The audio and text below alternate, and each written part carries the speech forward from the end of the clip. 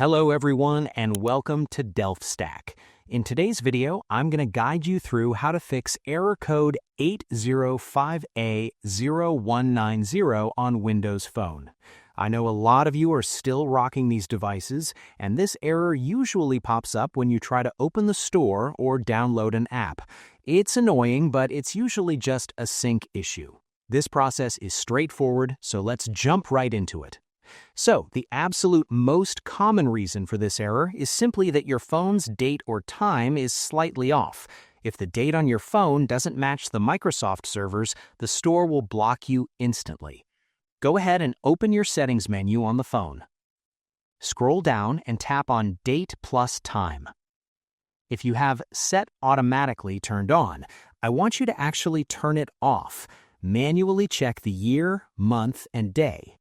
Sometimes these phones glitch and think it's 2014 or something. Make sure the time zone is correct for where you live right now. Once you correct it, try opening the store again. For most people, this fixes it instantly.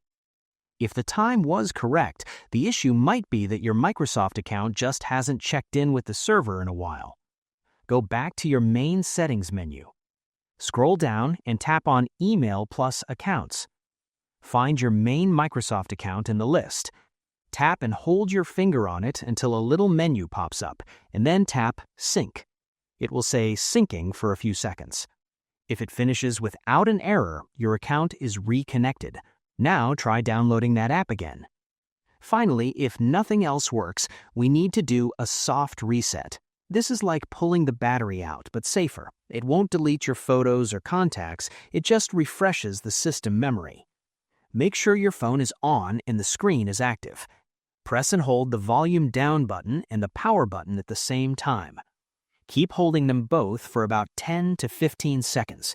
The phone will vibrate and shut down spontaneously. Let go of the buttons. It will restart itself. Once it boots back up, your temporary cache files are cleared and the error should be gone. And that's it. Your Windows Phone store should be working again. I hope you found this guide helpful. If you did, please give this video a thumbs up, share it with your friends, and subscribe to the channel for more tutorials. Thanks for watching and take care.